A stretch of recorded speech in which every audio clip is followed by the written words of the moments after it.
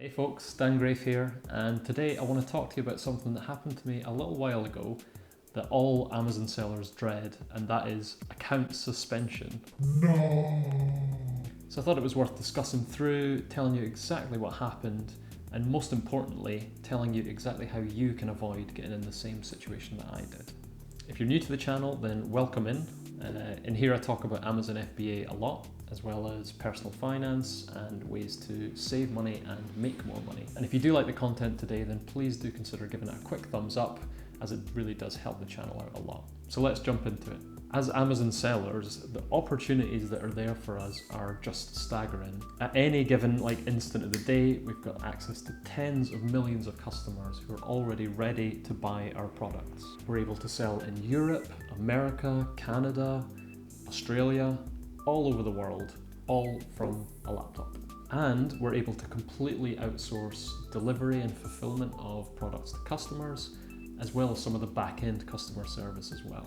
But to get all that stuff, we do have to remember that we're playing in Amazon's playground, and therefore we have to play by Amazon's rules. And there are many, many rules. The content of your listings, your photography, the response time of your customer messages, everything inside Amazon has strict guidelines and controls to make sure that customers get the best experience possible. And these are genuinely really good things. Amazon is 100% focused on making the best possible experience for every customer that comes onto their platform. And that is ultimately how they've become so huge and successful, and why customers keep coming back to Amazon over and over and over again to buy, which is ultimately good for sellers like us. Now, my account suspension was actually for something a little bit different and a little bit more behind the scenes. So I want to talk to you about exactly what that was. Now, when I was first setting up my business, I obviously needed a business bank account.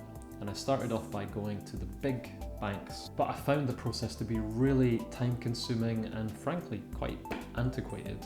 There was a long online application process, followed by email after email after email, followed by requests for more documentation and business plans, and the list just went on and on and on. And some of this stuff I did have in place, and other things I didn't.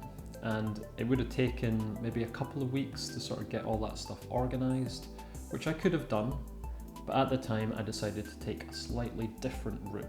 And that's when I found Tide, who are one of these really cool new kid on the block type banks who have metal cards and they're branchless and everything's done in an app.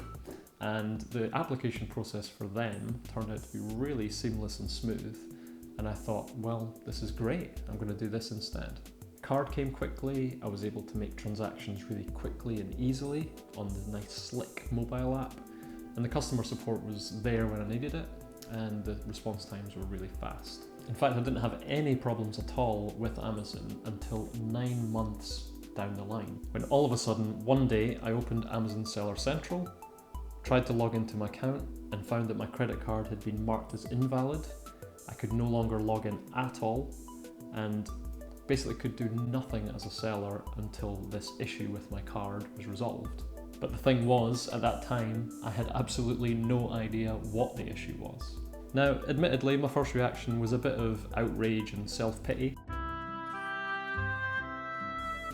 But after about 3 minutes of that, I kind of settled back and realized, okay, there's got to be a reason why this is going on. Let's figure out what's going on here. Now, the email that Amazon sent stated the problem, but not necessarily why my card had been marked invalid. And my first thought was, well, I'll reach out to Amazon and I'll ask them directly what the problem is. But I ended up in this weird infinite loop where I tried to go into Seller Central, go to the Contact Us section, but as soon as I did that, it would just kick me straight back to this invalid card screen.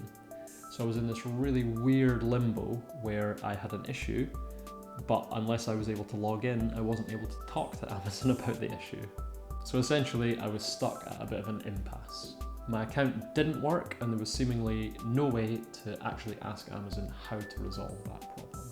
So I decided to reach out to Tide's customer support team and ask if there was something they could see that might be causing an issue. And they said that they could see that payments were being processed correctly, there was no problem there, but that they were aware that sometimes there were issues with cards called prepaid cards when using them with online marketplaces. And sure enough, when I went back to the email that Amazon had sent me and followed through to the troubleshooting page, which I'd conveniently missed before, I found that there was a section that said exactly the same thing, that prepaid cards are not eligible to be used in an Amazon account.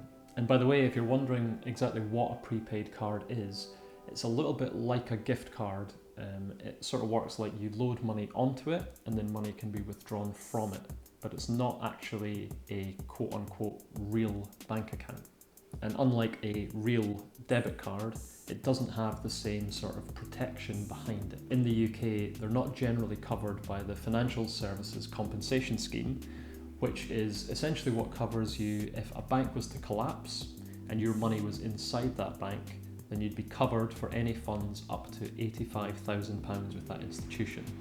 When you use something like this, like a prepaid card, it doesn't fall under that scheme, and therefore if for whatever reason that cool modern bank folded, then your money would essentially be gone and not covered. So if you're looking to start an Amazon business, or you already have one going and you've got one of these sort of modern banks behind the scenes, then just have a think about this, go check and make sure that the card you have is linked to a real bank account and not a prepaid card like I did. A few to watch out for that do use prepaid cards are, like I say, Tide, also Revolut and Coconut. Just make sure that you look really carefully into the banking options that are available to you, and make sure you sort of look through Amazon's guidelines and make sure that whatever you choose falls into those. I'll leave a link to those below so you can check them out yourself. And that's it, guys. That's my cautionary tale about how I got suspended on Amazon. If you enjoyed the content today, then please do leave a like, and also remember to subscribe and hit the bell notification icon so that you get notified every time I release a new video. But until then, thanks so much for tuning in, and I will see you next time.